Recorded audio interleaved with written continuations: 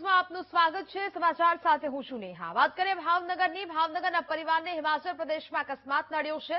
મનાલીમાં car ખીણમાં ખાબકતા 6 ગુજરાતીઓના મોત થયા છે। કારમાં સવાર અન્ય 4 લોકોનો આબાદ બચાવ થયો। એક સાથે 6 લોકોના મોતથી સિંધી સમાજમાં શોકનો માહોલ જોવા મળી રહ્યો છે। મનાલીમાં ફરવા ગયા હતા અને તે જ સમયે અકસ્માત સર્જાયો। કારમાં સવાર 6 જેટલા ગુજરાતીઓના મોતના સમાચાર।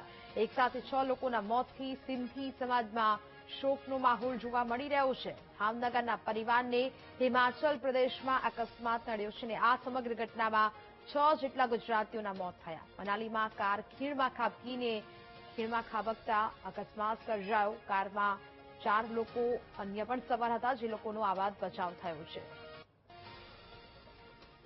મનાલી નજીક ભાવનગરના સિંધી સમાજના 2 પરિવારને અકસ્માત નડ્યો છે। વાત કરીએ તો મનાલી નજીક ખાડીમાં એ લોકો પ્રવાસમાં જતા હતા, તે દરમિયાન તેમનું જે પ્રાઇવેટ વાહન છે તે ખાબકતા અકસ્માત નડ્યો છે। વધુ માહિતી માટે સિંધી સમાજના આગેવાન છે તેમની સાથે વાત કરીશું, તે આપણી સાથે વીટીવી સાથે જોડાયા છે।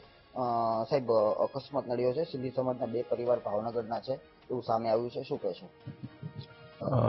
રાત્રે કરીબ 3:30 આજુબાજુ મને ફોન આવેલું કે આવી રીતે એક અકસ્માત થયેલું છે અને મેં તરત હિમાચલ પ્રદેશના પોલીસ કંટ્રોલમાં કોલ કરીને અહીંયા માહિતી આપેલ અને પછી સ્થાનિક પોલીસ જે ગામ છે એ ગામની સ્થાનિક પોલીસ સ્થળે પહોંચીને 4 જણાને રેસ્ક્યુ કરેલું અને ટોટલ 9 જણા યાત્રામાં ગયા હતા। ભોપાણી પરિવાર અને અમારું ફતનાની પરિવાર।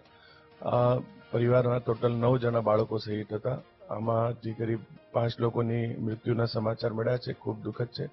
4 લોકો સારવાર હેઠળ છે। અત્યારે હિમાચલ પ્રદેશ સરકાર દ્વારા ખૂબ સારી રીતે અહીંયા સારવાર કરવામાં આવી છે અને તરત એ લોકો અહીંયા કામ કર્યું છે।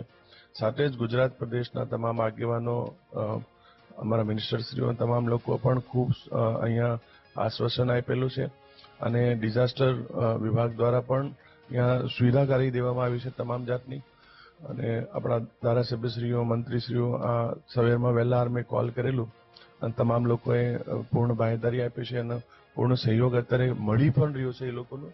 સાથે જ ગુજરાત પ્રદેશ અને હિમાચલ પ્રદેશ બંને સરકારોએ ગંભીર ઘટનાને બહુ સેન્સિટિવ લીધું છે અને એની ઉપર જેટલી બી સહયોગ થાય છે એ સહયોગ કરવાનું કામ ચાલુ છે અત્યારે।